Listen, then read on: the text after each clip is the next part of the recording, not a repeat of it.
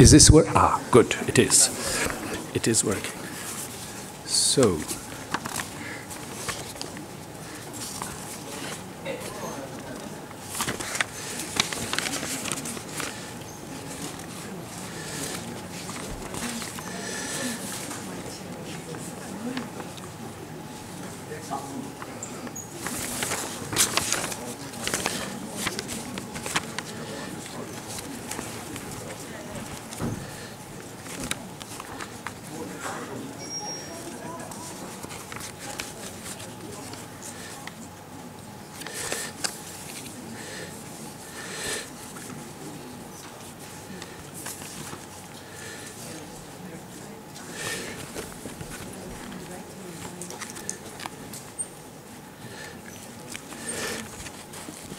Good afternoon, ladies and gentlemen. I think we can start the afternoon panel. As you have seen in the program, it is devoted to European values, and I hope this is not interpreted as moral rearmament or preaching. No, no, this is a serious reflection about the connection between the values we believe in, we share, and the European project. I think that in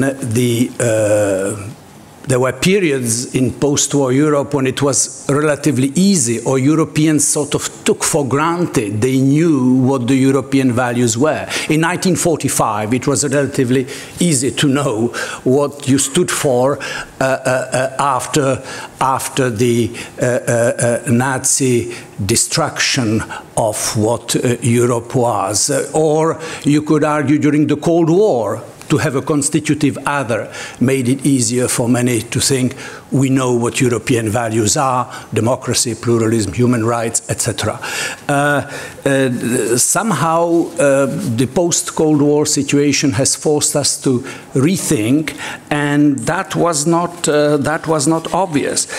Partly because Europe is based more, or the European Union project is based more on norms, on shared legal norms, rather than, strictly speaking, values. Of course, you can argue that these norms are ultimately derived from values, but others will argue, no, these norms are there mainly to satisfy the common market, and therefore you have there problems. You know, are we talking European norms, or are we talking about European values? There were two moments, I think, related to our subject of this morning, where European values were, I think, identified and at least by the broader public understood as such. One was Sarajevo 20 years ago. I think at that time, ethnic cleansing, genocide, people sort of, I think at that time understood what European values were. I remember my students, you know, for them at that time, rejecting the kind of ethnic cleansing that went on in the Balkans was another way of defining of what Europeans stood for. In other words, and you can say there were sometimes misunderstanding, deluded, yes. It was a projection, as always. You project on Sarajevo 20 years ago the issues and the questions about the society you want to build in Paris, in Berlin, or in Amsterdam. So that was what was at stake, if you want, multicultural society, to put in one word. The second moment was the enlargement, the Eastern enlargement of the European Union, because at that time the European Union was sort of forced to define what it stood for. And human rights and democracy was the first non-negotiable condition on the part of the candidates. But of course, solidarity was the condition on the part of the member states vis-à-vis the newcomers. Now I see three problems with values in the European context, and we're going to be debating them, and I don't know whether the panelists will share some of those concerns, but let me at least mention them. One is the difficulty to define those European values. You know, are we talking about European values, about Western values, about universal values? There is often an overlap between those. And just to see how difficult it is to identify what European values were, remember the debates at the European Convent trying to prepare the preamble of the European Constitution. How difficult it was to agree of what should it be that defined European values. Remember, the new member states, particularly Poland, wanted Christian values to be inscribed in the European Constitution, and the problems it raised. The second problem I see is what is sometimes called the politics of values. In other words, you want to derive a political line, a political program, sometimes a foreign policy, by arguing you are defending certain values. I mean, President Bush defined, you know, the politics of values were closely associated, for instance, with what President Bush stood for. He believed very strongly in his Christian beliefs, and he believed that, that his policy was closely related to those values. And you have today people like Putin saying, yes, the decadent Europeans are abandoning traditional Christian values, and it is here in Russia that we stand and defend them, etc. All I'm trying to say, I'm not making analogies of dubious kind. It's simply that the politics of values can be used in many ways. Finally, we have, and I think that's probably the most burning issues today, is the identity politics of present-day Europe masquerading as politics of values. And we have seen results of the recent European election, the rise of various nationalist parties. They are both opposed to immigrant communities and to European Union at the same time, and they're using often the language of defending national values and European values against people coming or immigrants coming, usually from outside of Europe, and presented as threatening those values. And so this debate about the diversity, multiculturalism, what European values are, is absolutely crucial to understanding the dynamics of European politics today. And it is my great pleasure to introduce the first speaker in our panel.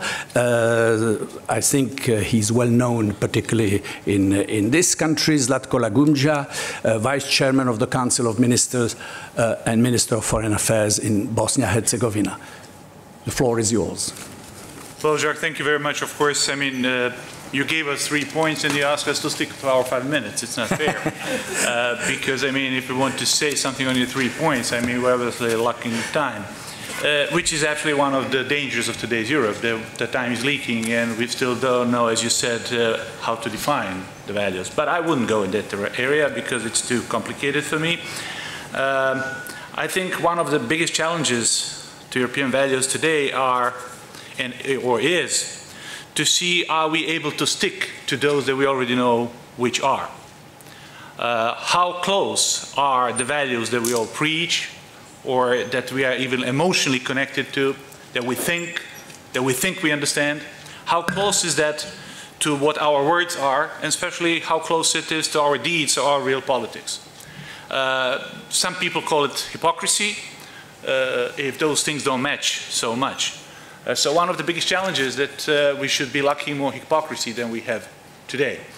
Of course, you mentioned Sarajevo 20 years ago. I just came last night, I spent last night and this morning in Srebrenica, which is actually one of the points in which we should always ask ourselves, is it possible, and are our values for real if that was possible? Have we learned lessons? Have justice came to? Have we learned the lessons that things like that will be followed by the justice, by the truth, or justice as the truth in action? And then have, let's say, looking at the future, which can be more prosperous, that at least if 60-something years ago, the Europe said never again, and if that never again happened 19 years ago, can we say that a third time will never happen again? That's maybe the first point. The second point is, which I want to say, is what we should do. I mean, when it comes to those values that we are talking about. Do we have enough human capacity for the 21st century? Do we have leadership that will be, I'm not talking about individuals, I'm talking about the collective leadership in Europe that will extend that human capacity and that will invest more in education, more in human capacity, in jobs, in justice, and solidarity. I'm obsessed a little bit with Donors Conference in Brussels next week, Stefan, so don't get me wrong that I'm talking about solidarity.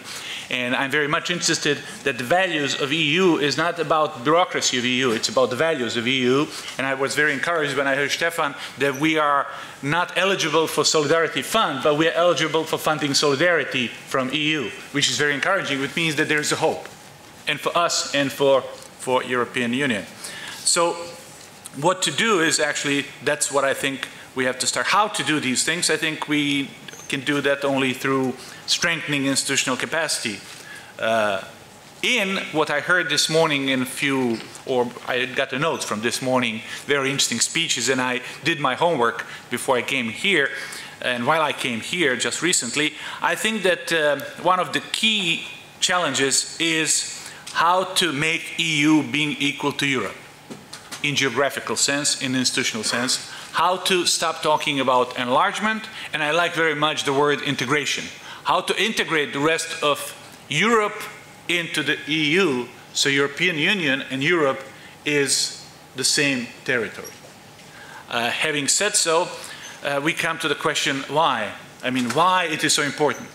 I think it is maybe the key question, why are we all doing this? Because one of the main mottos, credos of the European Union, when it was founded, is unity, united in diversities, or unity in diversity. Unity in diversity is not done until European Union becomes equal Europe. And so the final challenge is actually that we have to make our values being equal with our thoughts, our words and our deeds, and that we live in something which is called shared society versus segregated society, because all the roots of the genocide from World War II to Srebrenica in Europe was actually the battle in between segregated society forces and shared society forces. So I think the biggest challenge is to make shared society winning the battle over segregated society. And my country is an excellent example of that. I think sometimes it looks that we are not so close, but in the end, I'm looking with much more optimism than I should, because of a few reasons. First reason is because I have no alternative, because I want to live in my country. And I think if Bosnia and Herzegovina is not possible as a shared society, then broader region is not possible as a shared society. And broader region, I mean Europe, at least. And the second reason why I'm so optimistic is because there is nothing more practical than being optimist, especially when you are struggling with challenges like we do have. And to conclude with, if we can do it or if we cannot do it, we are right, depending on what we do, think that we can do it or we cannot. So I think that we can do it. Sounds good. 13 seconds to go. Yeah, that's excellent. We want 13 seconds. I like the shared society versus segregated society. That's really a key issue in the Balkans and in Europe as a whole. You know, 20 years ago, many Europeans thought this was a problem of the Balkans. Today, I think all Europeans discover this is a problem of Europe as a whole. This is a problem facing our societies, and we saw it in the recent election. Yeah, I like Vesna's words when we were talking about sexual violence in the wars, and in Sarajevo she used the one line saying that that can happen to everyone, everywhere. I mean, this is what I'm trying to say, that today the things can happen everywhere. The evil things can happen everywhere, even in Europe. And we are excellent proof that it can happen to everyone, everywhere, regardless of how fancy surrounding we see around us. Mm-hmm. I think that's a wonderful introduction to our topic. Our second speaker, Urmas Paet, who is the Minister of Foreign Affairs from Estonia. I think the floor is yours. Well, thank you very much. For me, of course, the basic values here in Europe or of Europe, they are actually the basic human rights, freedoms, liberties. And if you look around in the world, then still Europe must play in promoting and developing these values, the leader role. And well, a few years ago, European Union got Nobel Peace Prize, and there were lots of jokes around the world why the European Union got this prize and so on. But if we, well, all look back European Union's history, then it's clear that on 20th century and now also on 21st century, European Union has been the most strongest and clearest peace project, not only in Europe, but I should say also globally. And this success of the European Union, that there have been no more wars between the European Union member states after Second World War, it is something really unique. And that's why also Estonia has been and is a very strong supporter of continuing European Union's enlargement. So that unfortunately, as we saw in Srebrenica and also some other places only 20 years ago, it's not enough that country is in Europe and has, at least theoretically, European values. It's still also important that there are strong ties and also agreed patterns of behavior between European countries. So that's why when we speak about conflicts and violence and wars, then unfortunately it's not yet true that European countries are not having wars with each other. But it's true that European Union countries are not, so that we have excellent mechanisms to avoid all this kind of conflicts.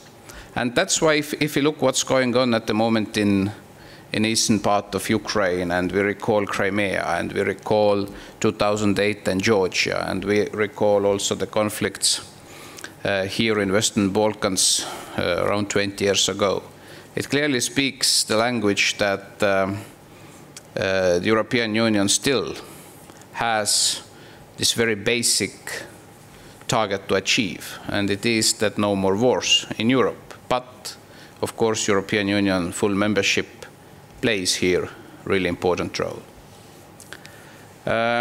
If we look back to European history, then unfortunately we witness many cases where Europe or European societies were not able to prevent some bad things.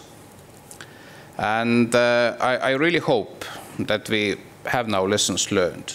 But still, if we also look at the trend in many European Union countries also today, where populistic political powers, extreme political powers are getting more and more support. European Parliament elections, the outcome just 2 months ago, or month and a half ago. So that I guess that it's also these days, we have to be very careful, and we must prevent. And I guess here also the present European Union member states are in a little bit different situation, because the countries which have, or societies which have enjoyed freedom and democracy now already more or less 70 years, they have generations of people who actually, well, don't have any more personal memories, that it also can be differently, that it also, the political regime can be differently, that also fear can be part of the society. And then there are member states which have still very fresh memories and personal memories. And people in majority really appreciate the changes and really appreciate also the achievements of the European cooperation and European Union. But it still speaks about communication, of course. It especially in these societies where there is not so much anymore personal memory about the life in Europe before the European Union. So that to sum up, I really hope that in one day all European countries are members of the European Union, be it countries from Western Balkans or be it countries from Eastern Europe. Because the history of the European Union clearly proved that we can manage to avoid the most awful things, and it is, well, war between different European countries, which are members of the European Union. Thank you. That was splendid timing, I think. Thank you very much also for reminding us that peace and the idea of coexistence, of settling disputes through arguments, negotiation, but not through violence, which we were told is sort of old stuff. You know, this was post-war Franco-German reconciliation, that the peace narrative is no longer considered as powerful enough to be attractive to young generation. We were, I mean, especially in this part of the world, in the Balkans, with Ukraine, we are reminded that perhaps these narratives should not be considered as taken for granted, and that your reminder, it was very, very important for our discussion. Our third speaker is Enver Hoxha, who is Minister of Foreign Affairs from Kosovo, and he is our third speaker. Yes, please. Thank you very much, Professor Rupnik. I'm very delighted to be back in Croatia, to be back in Dubrovnik. Thank you very much, Vesna, for inviting me. And it is for me really a great honor to be here today with such distinguished panelists. But it is also a great pleasure to see many friends in the room, many friends of Kosovo, many friends of the Balkans, who have supported me and who have supported Kosovo for the last 2 decades. I'm going to reflect a little bit what you started, Professor Rupnik, about politics of the values, but in a more positive sense than a negative sense. In my view, European Union, or Europe before becoming a union in terms of economic and political integration, it was a community of values. And as a community of values, Europe was perceived as a very attractive, important continent in the world beyond Europe. And but those values which Europe is sharing today are values which have been created through a very painful history. And I think our region, the Western Balkans or Southeast Europe, however we will like to call this, has been part of the process of creation of the European values, because in terms of history, in terms of geography, in terms of culture, we have been always part of Europe. I'm not going to talk about many values which we are sharing with Europe or which are challenged today in the world. I'm just going to reflect a little bit how we see the European values from the Kosovo's perspective. The first value which I would like to highlight here is peace.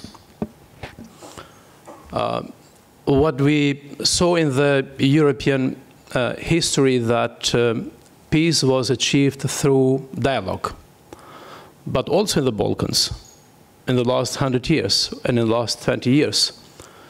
Peace was achieved also through dialogue, through compromise, through negotiation.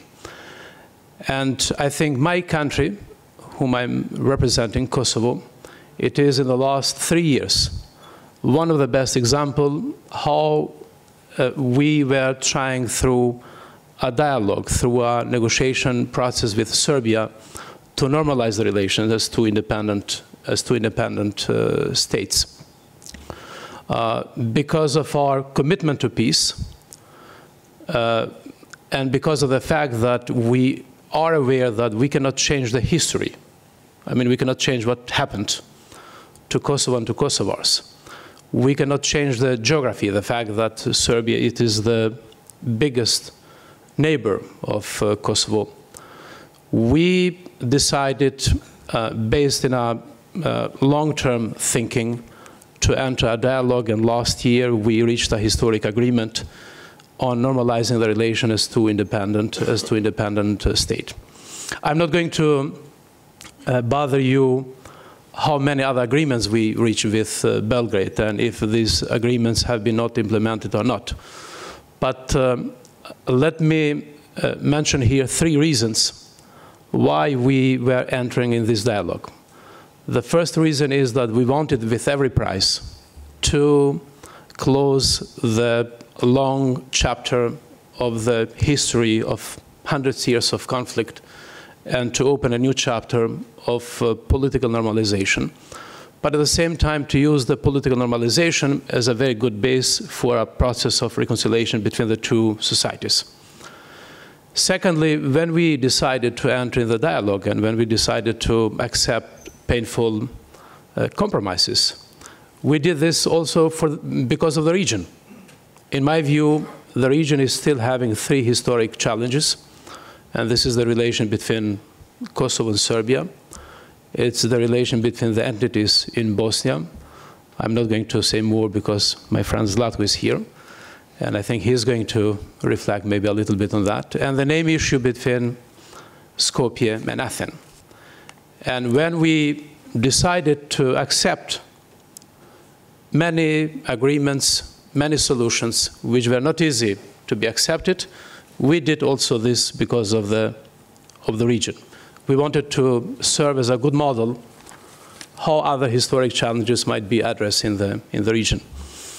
And the third reason why we entered in the dialogue was we wanted to have an expand of Europe as a peace process, as a peace concept to the Balkans. And I'm sorry for being very frank and blank, but if the European Union has had in the last 4 or 5 years any kind of great success in the foreign policy, then I think it's dialogue between Kosovo and Serbia. And everybody in Brussels, but also everybody in this room should be very proud what we achieved. I think the time is over. No, you can finish your. The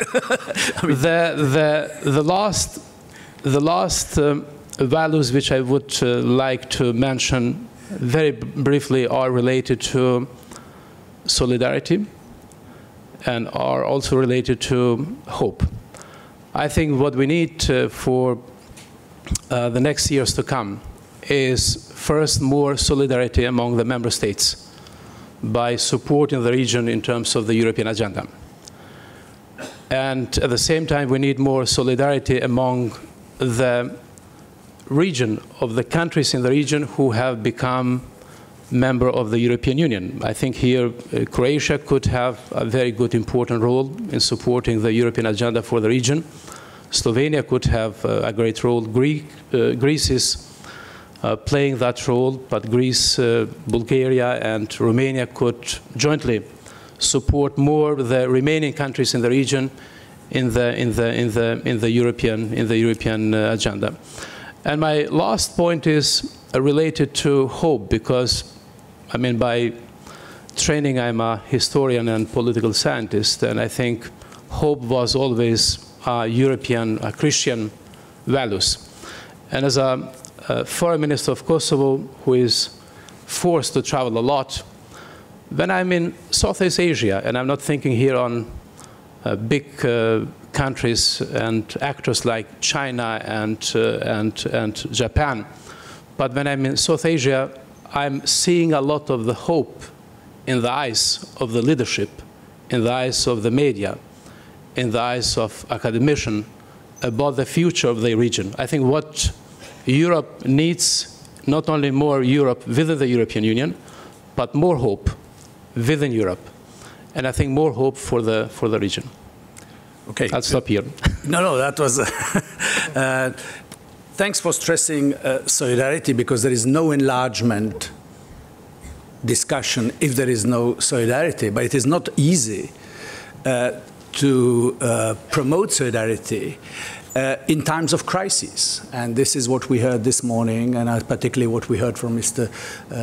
Timmermans. I think it was extremely important to bear that in mind, how difficult it is now inside the European Union to make an argument for enlargement which is based on solidarity, on sharing, and how difficult that can be in times of crisis. But my question, I mean, maybe we can return to it, but my question to you, the follow-up question would be, you've presented, okay, the European and the Kosovo solution as going hand in hand, and indeed the Serbia-Kosovo relationship is an illustration of that.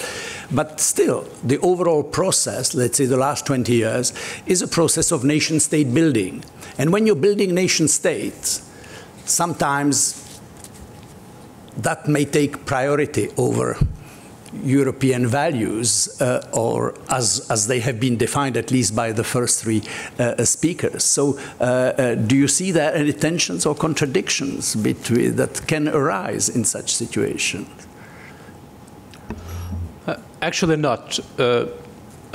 I said that in terms of history, in terms of geography and culture, Kosovo, like the rest of the region, is part of the Europe.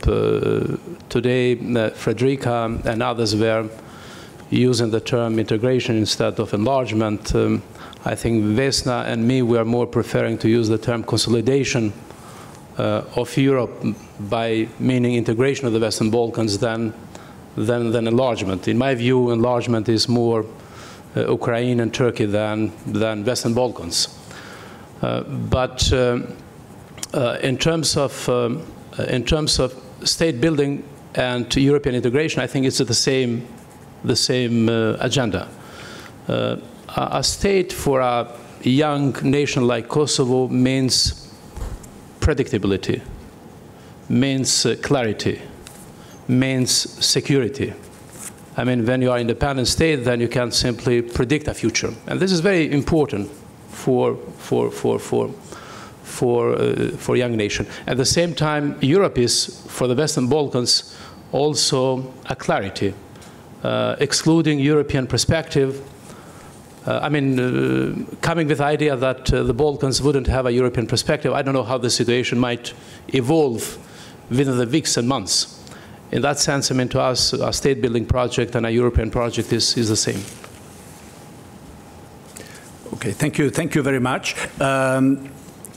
The next speaker is Mr. Murray Stuart McCulley. He's the Foreign Minister of New Zealand, and we are delighted to welcome. He traveled a long way for a very short presentation, but all the more interesting, I'm sure. Thank you, Mr. Chairman. And can I start by thanking our Croatian hosts who have been very generous. For me, this is a very special place to visit because I come from a small town in the north of New Zealand where the welcome signs that await visitors as they arrive are expressed in 3 languages. First in English, second in the indigenous Maori tongue, haere mai, and then the words Dobrodosli. This is one of 3 places in New Zealand where you will find this phenomenon. This Croatian presence is a legacy of migration to my country back in the late 1800s and early 1900s from villages just up the road from here, Makaska, Podgora, places I've visited in the past, where so many people came and settled and have become the backbone of our country and economy. For about 3 generations, these Dalmatian settlers made truly appalling wine. But then they did us all a favour in the early 1980s and started to really refine their winemaking techniques. And today, New Zealand has, as a result of the efforts of Croatian settlers and their descendants in New Zealand, a world-class wine industry that is a major export earner. And as I say, if you go to any wine industry function in New Zealand, you'll see it is positively littered with names from the Dalmatian coast. My country has been brought up on European values. We had in particular a British heritage, but a strong European heritage.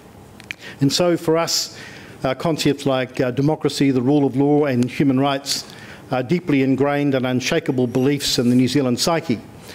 And that has resulted for us in a deep partnership with the European Union. We see that in virtually every multilateral forum. We see it every time there is trouble visited upon those concepts around the world. And when, because of the unfortunate time zones within which we operate, I get a call in the middle of the night to be asked to whether we can co-sponsor or vote for or against a resolution, an instinctive question is, what are our European friends doing? And that is very much the sort of partnership that we have when it comes to democracy, the rule of law and human rights internationally. While that's been an unshakable an unshakable situation for many decades now, much else has changed in the relationship. And I just want to highlight how significant that change is. For all of our history, we've thought of our geography down the bottom of the South Pacific as being a major strategic disadvantage, far away from the markets of Europe. And up until about 1975, on average of about 88% of our exports went to the United Kingdom or to Europe. Today that figure is 15%, 15%. So while there's been a strong commitment to European values and to cooperation with Europe at one level, there has, beneath the line in terms of trade and economic relationships, been a significant change taking place. It's a phenomenon driven by what they call the Asia-Pacific century. We're seeing the rise of middle-class consumers in Asia, particularly in China, that can buy pretty much everything that we can produce in our part of the world. So what has been a major strategic disadvantage for us has suddenly become a major strategic advantage. However, a lingering concern for us remains the dwindling trade level with Europe. I'm pleased, as a result of a meeting with Catherine Ashton just a few weeks ago, that we're about to conclude a relationship agreement between New Zealand and the EU. And I hope that we'll see that lead to a trade agreement, because it is a deep worry for us to see the trade and economic relationship become so relatively slim when other aspects of the relationship are so deep and so meaningful. And I mention this because we will be looking to our friends in Europe to help us to ensure that this part of our important relationship isn't forgotten. In the region that I come from, there are 2 organisations of which are important. The first is the Pacific Islands Forum, 16-member body, and we would assert that we play a leadership role in the Pacific Islands Forum. That's something that's a major preoccupation for us in terms of both our diplomatic work and also our development spend. About 60% of our development budget goes into the Pacific. The other key entity is ASEAN, and that is an entity with which we've had a partnership now for 40 years. And it's a partnership that is valuable in its own right, but especially so today because of the brokering role that ASEAN has now established in the suite of regional meetings, that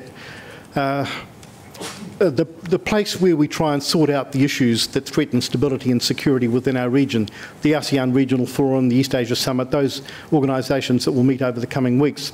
And we regard ourselves as fortunate to have been on the ground floor of those relationships. In both the South Pacific and in ASEAN, sadly, we've seen the issues of European values, if you call them that, come under scrutiny and some pressure in recent times, and I don't want to dwell on these matters at great length. I just want to mention Fiji in particular, where we've seen now over 8 years of military rule about to come to an end on the 17th of September of this year.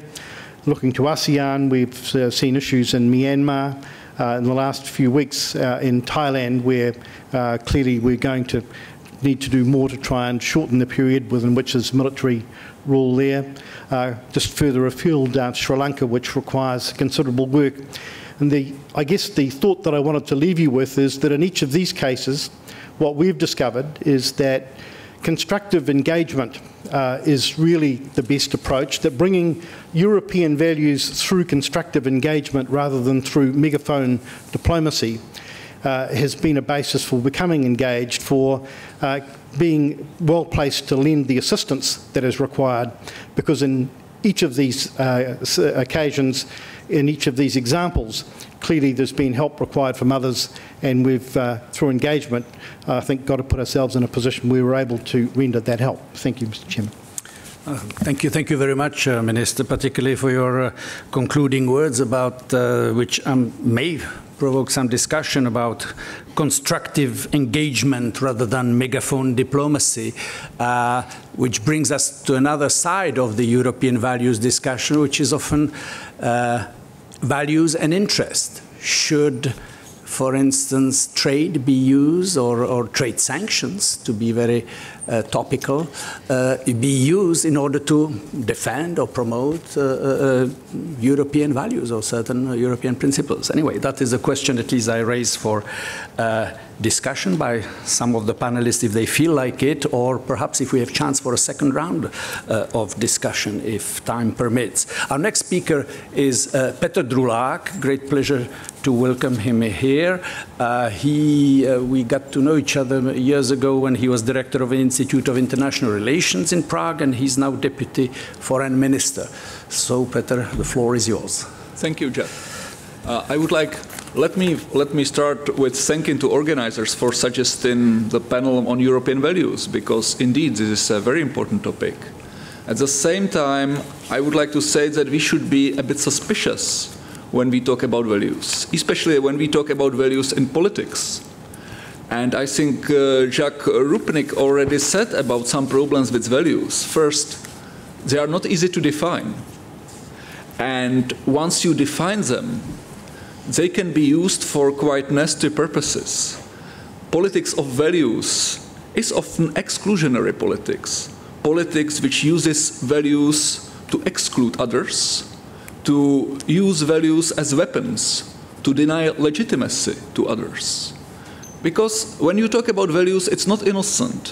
When in our morning panels we argued, and many people said, and I agree with them, that enlargement process is not just technical, it's also a political process. When we talk about values, it's political, but not just political, it's also ethical. So when you say about someone that he doesn't share your values, it's quite a serious statement, because you somehow imply some sort of ethical deficiency. If you say that you do not agree with someone politically, his opponent, that's normal. In democratic politics, we always have opponents. However, if there is a profound disagreement about values, it's more serious, because it means that the other can be evil, can be bad. And that's not about legitimate dialogue. So, having said that, I don't say that we should give up on values or that we shouldn't talk about them, but I think we should talk about them perhaps in a different way than we are used to. I would like to emphasize that values are not static. That's not something which could be set in stone once for all times.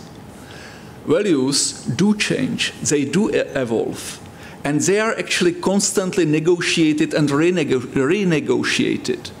If you look at Europe, we talk about values like freedom, equality, democracy, rule of law.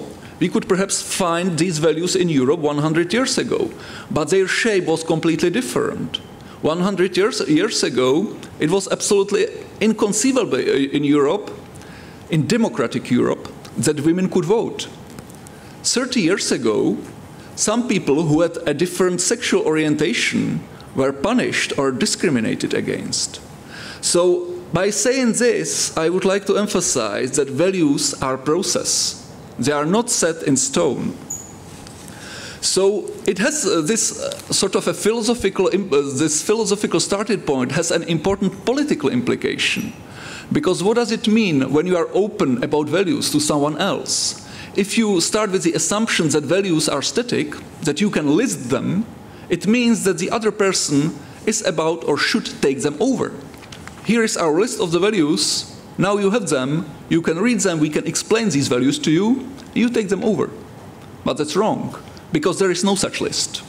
These lists do not work. You cannot actually list a process. How can you promote values in such circumstances if they are so difficult to list? There is only one way. You have to include the other into the process. Needs to become part of the process. And only by becoming part of the process can become part of your values. Because otherwise, if we insist on the list of values which should be taken by others, we are either crusaders or missionaries. And whether you are crusader or missionary, you basically preach the values which you usually breach by the way you promote them. And that's the tragedy of value politics, in internal politics and in foreign policy as well. So there is only one way. We have to actually include the others, include those with whom we want to share the values. Not by saying that these are the values for you to accept, but including. That's an important lesson for us. Now, having said that we cannot list the values, I think we can list the important debates we have in Europe or the important processes we have about values. And I think on this I would be quite old-fashioned. I think there are 3 such debates or 3 such processes, and they refer to the famous slogans of the French Revolution, but which actually predate French Revolution, are older than French Revolution. It's freedom, equality, and brotherhood. These are basically the 3 fundamental debates in which we define our own values. We argue about what are the limits of the freedom. We argue about what is equality. Is it just the rule of law, or is it also social equality? Or how much of social equality we need to be really equal? When we talk about brotherhood, we talk about the things which link us together, which make us either nation, state, or Europe. Is it Christianity? Is it nation? Is it some sort of secular Enlightenment ideology? These are the debates which are essential. And when we want to share our values with others, we need to include these people into the debate about these values. These debates are not completely open. They have their own red lines, they have their own taboos. You cannot say everything in these debates, and it's rightly so. Because saying everything could also mean introducing xenophobic and hateful topics. But by including other means actually inviting them to the debates, telling them these are the red lines, these are the taboos, and waiting how the debate evolves. So the value promotion is actually about being inclusive. Thank you. Thank you very much, Peter, for raising really very bluntly and directly some of the sensitive issues. I mean, I don't want to preempt the discussion. Maybe other speakers will follow on that. But certainly, if you say the defense of values can turn into an exclusionary principle, that can indeed happen. But you know, the European Union, by definition, has to spell out certain principles and values, not because it wants to exclude, because it wants to include. every inclusion is by definition also an exclusion. If you've taken somebody in, it means you've left somebody out. And one way of knowing how, on what basis you include, well, it's also, not exclusively, but also related to shared values, I think. Let's say that would be my first response to what you just said, but I'm sure that others will. And what you said about liberté, égalité, fraternité, of course, these are the ideas of the French Revolution. You could say, well, this is what European values in a way are, but then others will say, or our guests from New Zealand would say, well, you know, these are universal values, and okay, they might have originated in Europe, but they are universal values, and what is it that makes them specifically European or relevant for European Union, for instance? That would be the question. Anyway, enough of me. Moderator must moderate himself. Our next speaker is Dimitris Kourkoulas, and he's Deputy Minister of Foreign Affairs from Greece. Thanks, Chairman. Perhaps since I'm not the moderator, I can say straight away that I would rather disagree with my the previous speaker. And let me be clear, if we are not speaking about foreign policy, because when we speak about foreign policy, then the matters becomes much more complex. And I would rather agree that one has to be careful in using value foreign policy, because we know from experience that this might lead to very negative consequences. But if we are speaking about the European Union and the European project, of course, if we are speaking about the European Union and the European project, of course there is a list. And the list appears in Article 2 of the Treaty of the European Union. One can discuss on the exact content of each of these universal values, which are necessary for a member state to be part of the European project. These are respect of human dignity, freedom, democracy, equality, the rule of law, respect of human rights, including the rights of persons belonging to minorities. I think that we should all agree that these are the basic values on which the European project, otherwise the European project has no sense. Why should we join or integrate together just to become another big world power or for economic reasons? No, this is a community of values. And of course, one can argue sometimes about the interpretation of the values, but I think we should not go to the absolute relativism, saying that values are only a process. I don't agree, and I think the history of the European Union, and I want to go even further back, when the second enlargement took place with the accession of Greece, Spain, and Portugal. This was a policy that promoted and reinforced democracy. So democracy, you cannot be a member of the European Union or the European integration if you are not a democratic society and a democratic country. But let me now come very shortly to the very interesting discussion of this morning. There was this statement that EU is not fair with the new candidates because EU is putting more conditions, new conditions. I think what is really happening is that the process is becoming more complex and more demanding for the very simple fact that the European integration is advancing at a very high speed. When my country, Greece, joined the European Union in 1981, there is nothing on common foreign security policy, there is nothing on economic governance, there is no euro, of course, there was only common agricultural policy and customs union. And that's what all that the then candidate countries have to adapt. So the advancement of the European integration is going so quickly that, of course, now if you compare what Montenegro has to fulfill compared with Croatia, just a couple of years, the progress that has been achieved in the economic governance, in the banking union, although it is relevant, parts of it are relevant for only Eurozone members, but a lot is valid for everybody.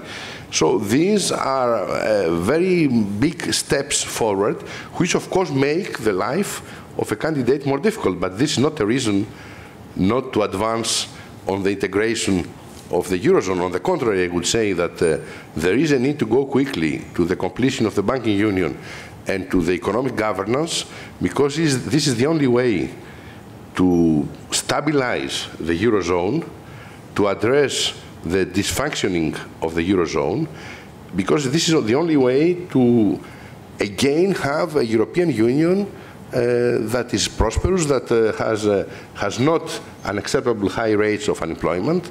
Otherwise, the European Union will lose its attractiveness. So I would rather argue that integration should go ahead and should go ahead quickly, and this will be also beneficial to the new candidates, although it will make perhaps the process a little bit more long and complicated. One more remark on enlargement. Of course, the European Commission has, and especially Commissioner Füle, has been very, the European Commission traditionally has been a motor of enlargement, but I think this fact should not hide from us the reality, which is that the enlargement is an intergovernmental process. You don't need only the unanimity of the member states in the Council, you need to go there and then to the national parliaments and to have a ratification. And I think we should not forget this, this very fact, which I don't think will change in the foreseeable future. And let me come also, although he's not here, to my colleague Nicola Popovsky, about, he was asked about the possibilities to solve the name issue so that the process of the former Yugoslav Republic of Macedonia can advance. And I know that many of you also, you are asking yourselves the same question. Indeed. What should be done and how to overcome the current deadlines? And Minister Popovsky said that there is a political will on behalf of his country. I have serious doubts about this, and I think those of you that are traveling to Skopje and have looked how the center of Skopje has developed in the last 5 years, with new statutes raising like mushrooms. All these things do not persuade me that there is a political will to overcome the problems and to show really readiness for good neighborly relations and for solving an issue which is there for too long and which complicates the relations between our two countries, but also with the European Union and NATO. And one last statement or comment. I don't think that, although I'm not a spokesperson of the candidate president of the European Commission, Jean-Claude Juncker, but because he was quoted this morning, I think when he said that there will be no accession in the next 5 years of his term, he didn't mean that the enlargement process will stop. I think he just mentioned what is obvious to all of us, that we don't expect an accession to happen. Even Montenegro, who is the most advanced, we heard the minister this morning saying that they expect their accession at the end of the decade. So I think, I'm sure that Jean-Claude Juncker is in favor of continuing the most successful policy of the European Union, and I don't think that his statement was against the continuation of the enlargement process. Thank you. Thank you very much. Well, we had, at least at the beginning of your statement, we had some difference with the previous speaker, so some kind of debate is potentially emerging in this very long panel. Sometimes that is difficult to achieve, but certainly that question, are values a process, are they constructed, or is it something that has been carved in stone and that Europeans share or should share? That is certainly a debate worth having. Our next speaker is Mr. Bruno Maçães, who is the Secretary of State for European Affairs from Portugal. Please, the floor is yours. Thank you, Jack. I'm actually just returning from a trip to 3 countries in the region, Serbia, Bosnia-Herzegovina, and Kosovo. I had about 35 meetings, and I think I heard 35 versions of the state of play in the Balkans. Or actually, to be true, more than 35, because some had more than one version, some of the people I talked to. What did I get from that visit in very broad lines?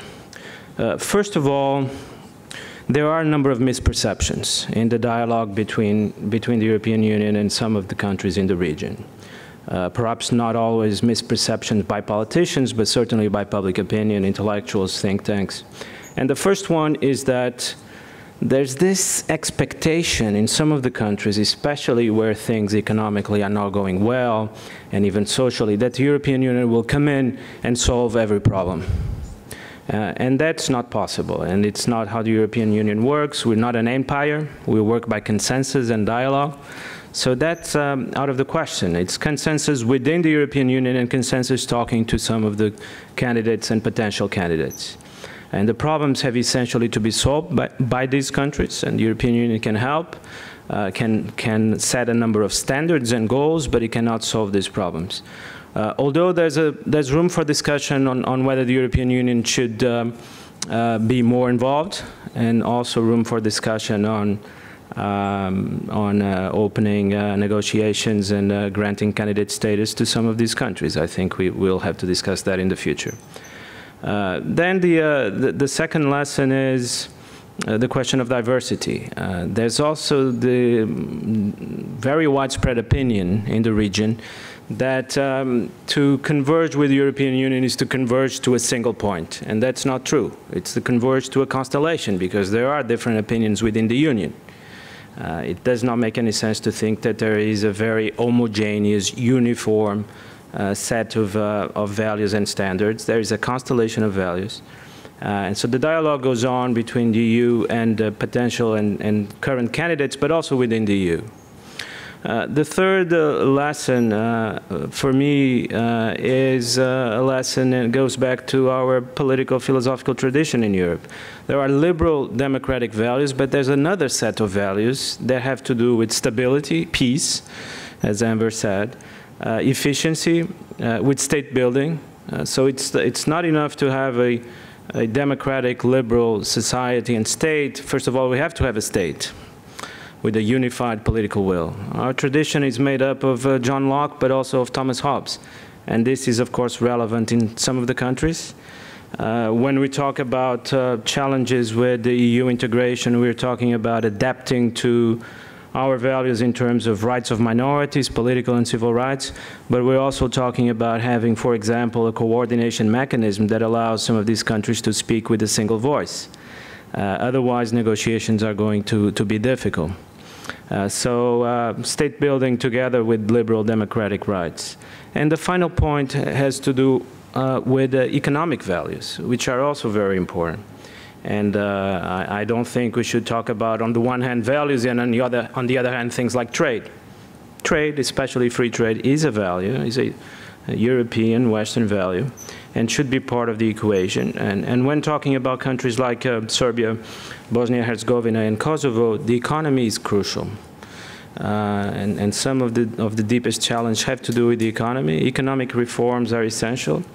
You know, I come from a country where I've been making a number of reforms, for example, in labor law in the last 3 years.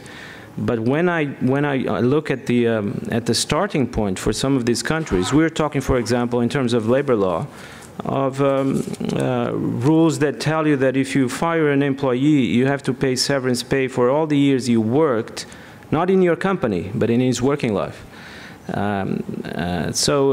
This, of course, is incompatible with job creation. And in some of the countries that we're talking about, job creation is a make or break question for the next few years. So I think we have to have a very broad understanding of what we're talking about when we talk about values. We have to understand that they are diverse within the EU as well. Lots of different opinions on some crucial issues. And what the EU is about is discussing and debating and not necessarily having always the same exact opinion. The second, let's not forget that having a unified state will and effective and efficient state apparatus is just as important as preserving the rights of minorities. The two things go together. And let's not forget about the economy. I think, for example, that in some of these negotiation processes, Serbia and Montenegro, it's important to have economic chapters being open at the same time as 23 and 24. I know this is a difficult issue, but it seems to me that without the economy, nothing else will work. And this is it. Thank you very much. Thank you very much. And I liked your formulation about the constellation of values. In other words, that's much better than saying there is a single authority that is a depository of, a list, etc. A list, incidentally, which is not always implemented. And what do you do in situations when the list that you're supposed to all share is not implemented? I will not now name any particular country, but you can, in recent European developments, identify the country or countries that I have in mind. I also like the fact that you brought in the idea that values, economic values, what you said, because this is the specific feature of the European, of what the European model is or is supposed to be. That is, on one hand, free market, entrepreneurship, free and fair competition. On the other hand, and this is what distinguishes us from America or from China, we believe that there are certain spheres that shouldn't be left just to the market, such as health, education, culture, environment, etc. So this is what Europeans believe, the European model, or some would like to include even social dimension in that sphere. So this is a real debate among Europeans, but also between Europeans and, say, Americans. As Joschka Fischer put it, if we scrap this, if we abandon this, we will have the choice between the Chinese model and the American model. Okay, that's the end of the European model, if you want. So this is a challenge for Europeans in the age of globalization. Are they prepared to reform their social systems to make them viable, sustainable? That is one of the major challenges. At least that's how I read the question underlying your reference to economic values. Our last, but certainly not least, guest speaker is the Honorable Lynn Jelic. She's a Minister of State for Foreign Affairs from Canada. Thank you. Thank you very much, and I'll tell you about the Canadian aspect. And I want to thank you very much, Vesna and Croatia, for hosting this forum, the 9th forum, and congratulate you on the recognition of 1 year that you recently celebrated your membership, and also the leadership role I see Croatia is encouraging in the neighboring states. I want to congratulate you. I want to thank you, and I will contribute by talking about Canadians, and today discussing the European values and how the values the world associates with Europe: freedom, tolerance, good governance, equality, human rights, and core values that Canadians share with our European partners. And for this reason, we are proud to be a partner with the European Union in their promotion. Canada's ties to Europe are both historic and long-standing, but also modern and very relevant for a turbulent world, one faced with regional disputes, with economic instability, and struggles to maintain and defend the concepts of human dignity and justice. And in this context, like-minded partners must hold fast to their ideals. And we've embraced these values because all of us are enriched through the ability to access individual potential and opportunity while shaking off the burdens of discrimination and corruption, burdens which lead to instability and strife. Canada and the European Union are natural allies on many issues. We work closely together on human rights, on counterterrorism, on nuclear non-proliferation, on crises management, on election observation, and effective multilateralism. The European Union and many of the member states have been among Canada's closest partners on issues which Canada has sought to champion in the international fora. maternal, newborn, and child health, the rights of girls and women, including combating child early forced marriages, and the rights of the LGBT communities. The European Union has designated Canada as one of the strategic partners, and a fact which underlines the importance of these ties. 2014 is an important year for our relationship. As we near the conclusion of our new visionary agreement, most notably the Comprehensive Economic and Trade Agreement and the Strategic Partnership Agreement, the agreement is a most ambitious and the most far-reaching agreement that Canada has ever negotiated, and it will create a significant new opportunity for partnerships that will continue to generate economic growth, employment, both in Canada and the countries of the European Union. And together with the Strategic Partnership Agreement, it will bring Canada and the European Union relations to the qualitatively high level. The challenges we face in today's increasingly connected and yet conflict-laden world calls for renewed commitment and reinforced collaboration among those who share these values, and current crises in the world are stark reminders of close friendship, common action, and resolve among like-minded partners who share these positive values.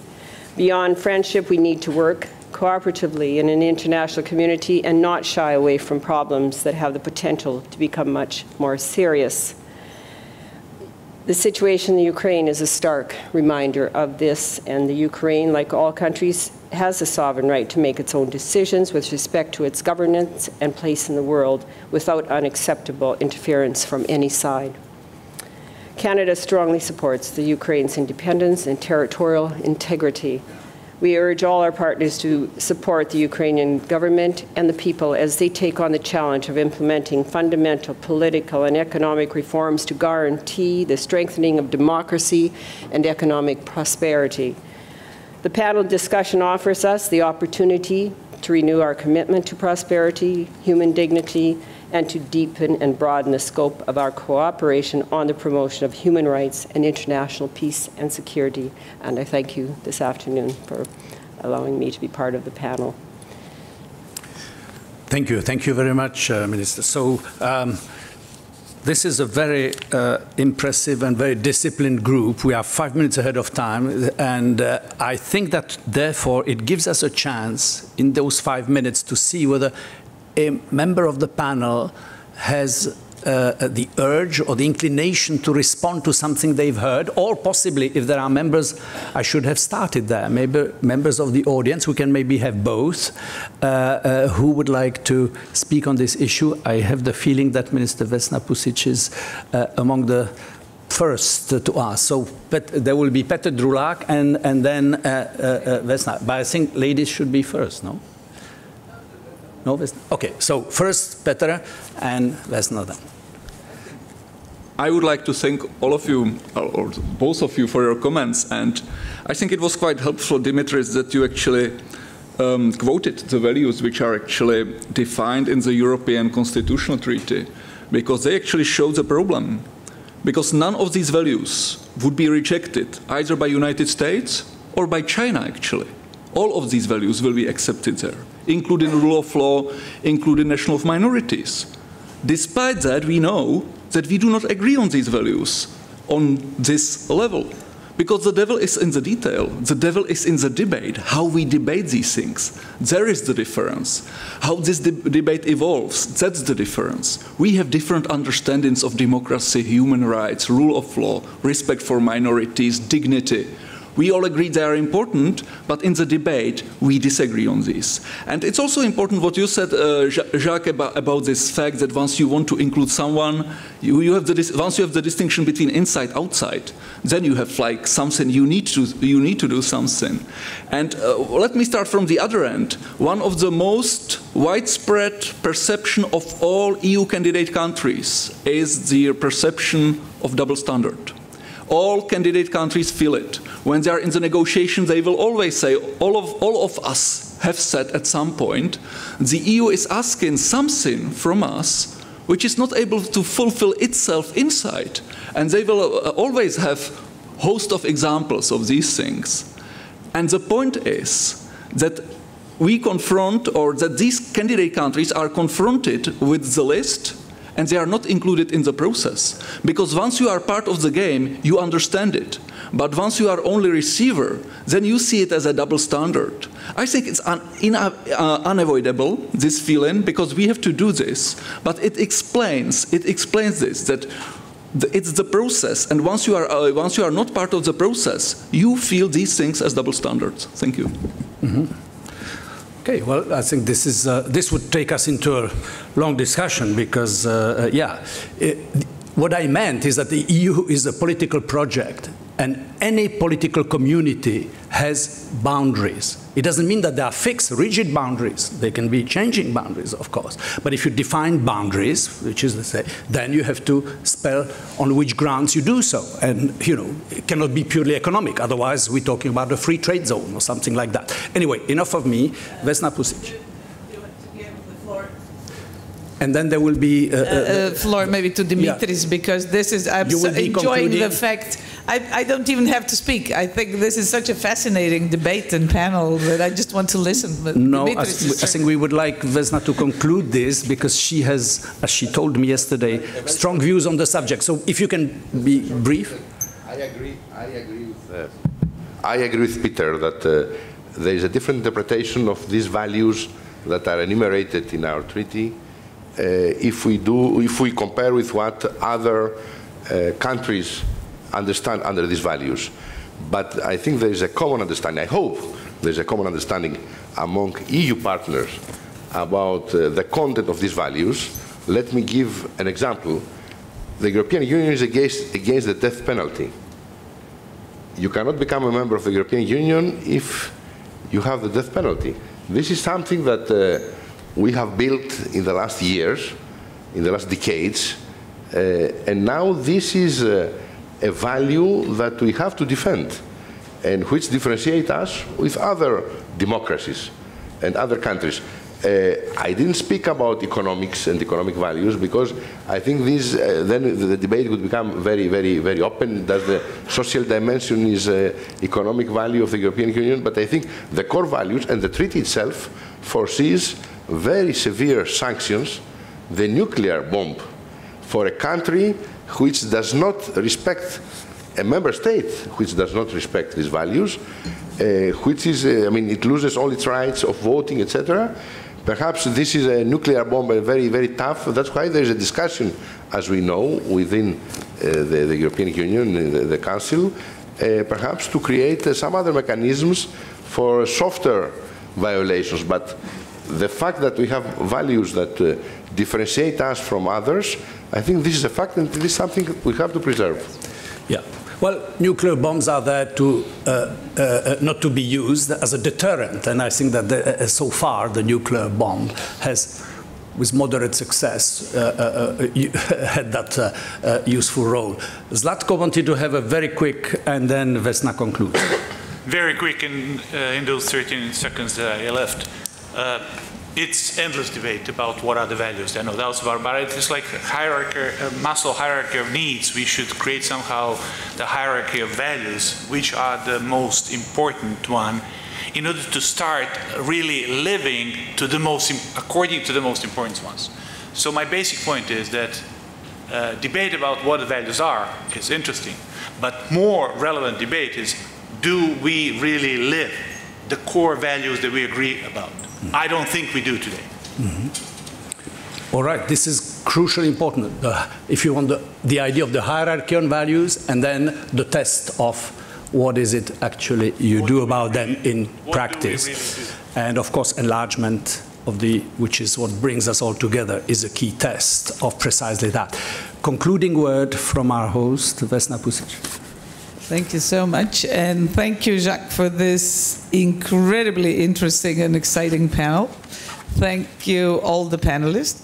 But since I cannot resist, I have to make a small comment here. And in a way, there are two discussions going on here that are related. One is Zlatko Urmas and Enver, and the other is Peter Dimitris and Bruno. On a practical level, we are we can argue what do we think are European values, but I think we could even agree on at least a list of names, let's say, or a list of categories that we would call European values, and that I think the panel would agree on, and probably 90% of the people in the room would agree on. The question is, and this is everything that has been said, which is human rights, democracy, rule of law, freedoms, basic autonomy of the person, all of those things. However, and this is something that is an extremely important vehicle, transformation instrument of the European Union when it comes to the member states, and especially when it comes to the potential member states. However, you look at the European elections. Into the European Parliament, there was elected a certain number of MEPs, of people who will be making the rules, the laws, to a large extent, who truly don't believe in those values. Who, for instance, don't believe in inclusion, who don't believe in equality in terms of cultural, religious, and all other individual preferences a person can have. At the moment, this is not the majority of the European Parliament. But we can easily imagine that, that might have a considerable influence. And this is something that, in a way, we need an answer to. And I don't have a problem with this other debate that Zlatko has also emphasized now, and this is that we don't live by a number of rules that we ourselves preach. I don't think that is such a huge problem. I mean, it becomes a huge problem when it becomes major cynicism or major hypocrisy. But in a way, I was very encouraged and sort of inspired by the introduction of hope as a value. Hope in philosophical terms as sort of a positive utopia. That there are certain things that don't exist and are don't practiced in Europe. And this was, Urmas was also saying something, are we practicing in Europe what we preach? Certain things that maybe sometimes are not the reality, but are something that we are striving towards, something that is a constant motivator to change things, to improve things, to introduce new things, and that on some levels will never be achieved in its sort of fullness, so to speak. But it will be there as something that will always anew motivate us to sort of push forward and push for higher standards. And in that sense, I do see hope, even hope in this value-oriented sense, as a positive principle of the European Union with all its faults and problems that we have. So thank you. Thank you. Thank you very much, Minister, for this perfect conclusion to a panel. I was slightly worried when I was asked to chair a panel on values. I was worried about preaching, moral rearmament, and that kind of thing. In fact, we managed to have a real and interesting discussion. This is the end of this panel, and I want to thank all of you for your contributions, but this is not the end of this session.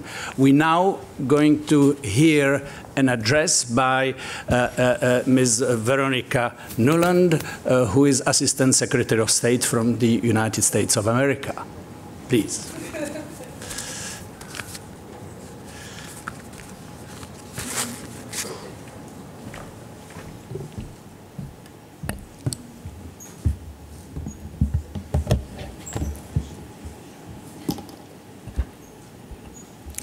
Thank you for that, Jacques. Hello, Dobar dan, everyone. It is so wonderful to be here in Dubrovnik again to talk about the Western Balkans and the transatlantic relationship. This has always been a happy conference for me when I've been lucky enough to come. I think the last time I was here, it was an all-European World Cup final. We're only half European this time, but anyway, it's wonderful to be back. This is such a spectacular setting to pause and reflect on the challenging year that we've all had and the work ahead on our shared journey for a Europe whole, free, and at peace, and an ever stronger transatlantic bond. Our thanks to Minister Pusic, to the Croatian hosts, whether in NATO or the EU, in Afghanistan or KFOR, in the work we do together on energy security, Balkan security, Ukraine security. Croatia is an absolutely vital ally and partner of the United States and for all of us. In a region layered with history, memory and milestones matter. Even as we mourn the tragedy that took place in Srebrenica 19 years ago today, we can look with pride at the progress achieved in the Western Balkans and Central and Eastern Europe to overcome divisions of the past and to integrate the region into Euro-Atlantic structures. Like many of you in this room, I remember exactly where I was on that horrible day 19 years ago. And as a young diplomat struggling to understand such carnage in the heart of Europe, our goal then of cementing this region in Eastern Europe into Euro-Atlantic structures seemed unattainable. And yet today, Croatia and Slovenia are models for their Balkan neighbors. Albania is in NATO, and just 2 weeks ago it was granted EU candidate status.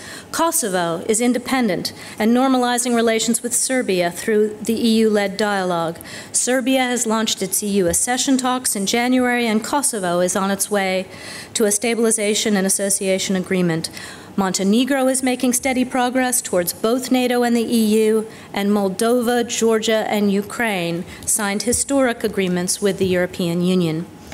All these achievements took hard work by the countries involved, patient support and diplomacy from those of us who were already in the big clubs, and most of all, a continued commitment by every nation represented at this conference to work together for a more democratic, peaceful, prosperous, and united continent.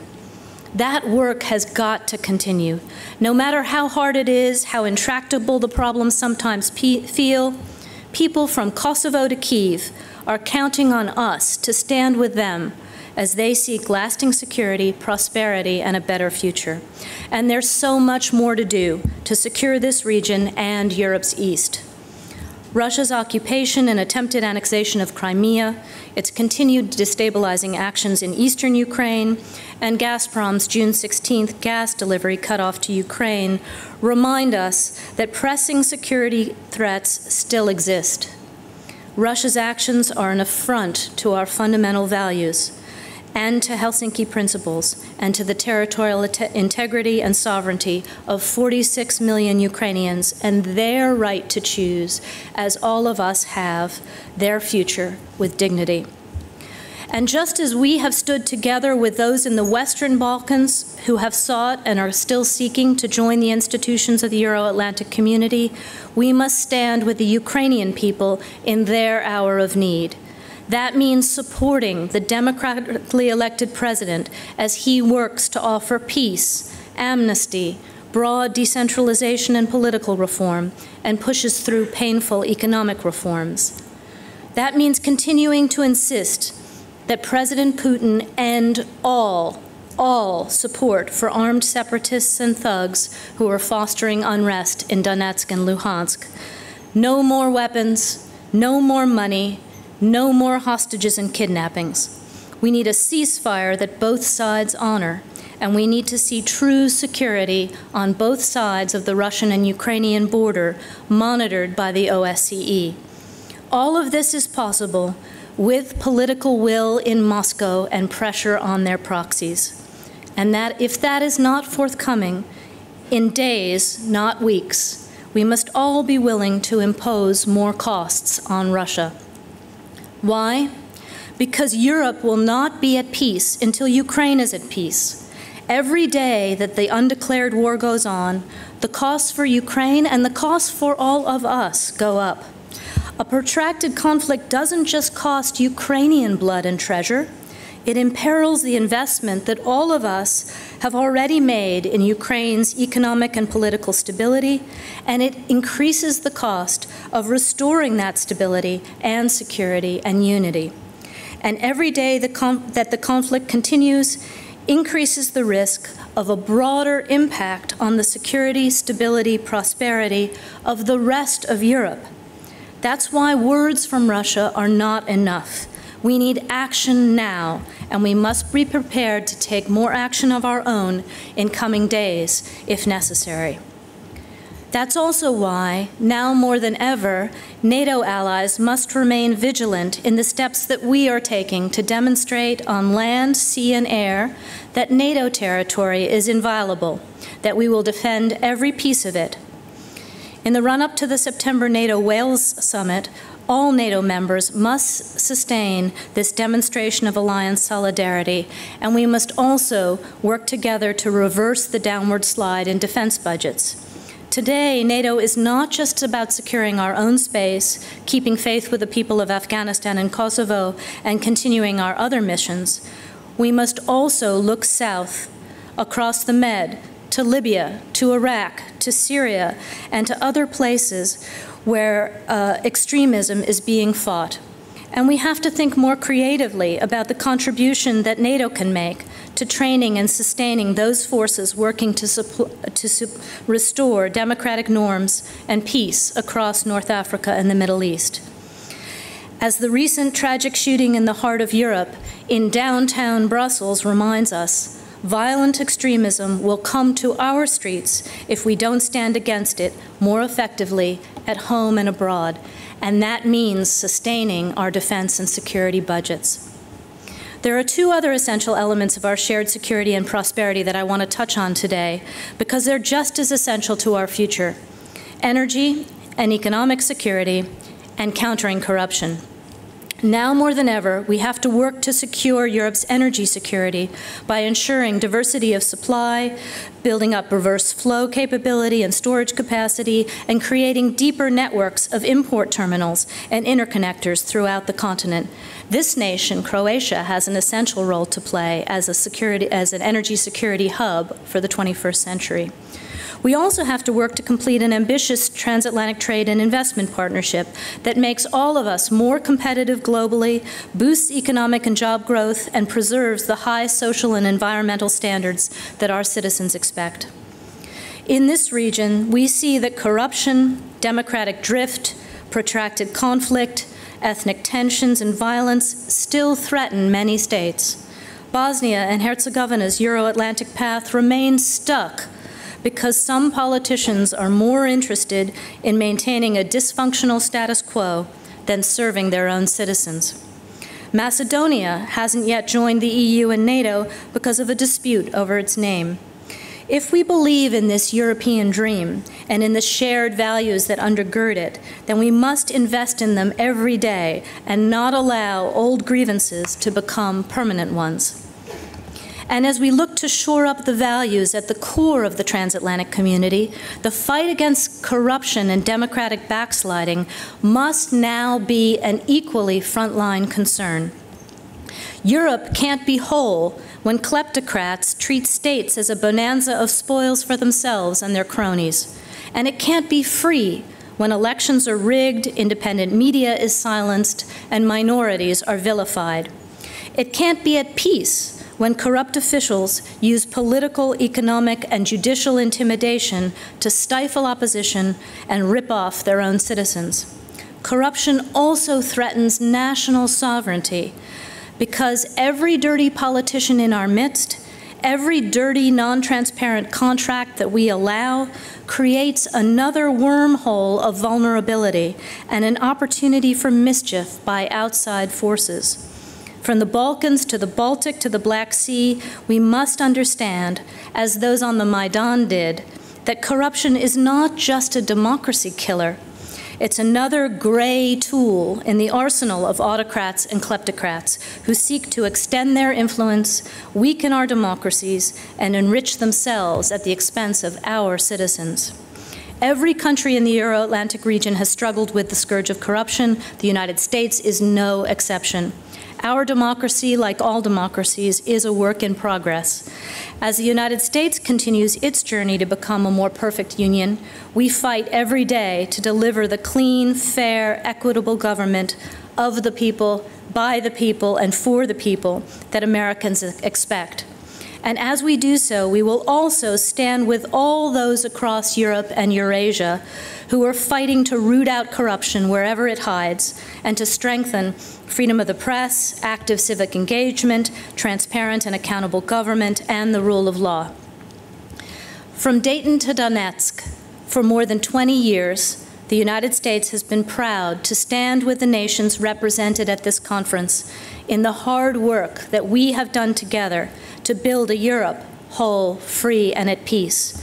For my nation, this is not only the right thing to do, it's also a selfish thing to do, because a secure, prosperous, democratic, and peaceful Europe is essential to America's own prosperity and national security. With that work unfinished, and challenges to our security, our economic well-being, and our values coming from so many directions now, we need to take inspiration from this beautiful place where we are this weekend and the progress that our past unity has enabled, and redouble our efforts together. Together as a transatlantic community, we must continue to set the global gold standard in protecting and advancing freedom, choice, and the human dignity of our own people and of people everywhere who share our values and aspirations. We know our work is not done, and we know we have to do it together. Thank you very much.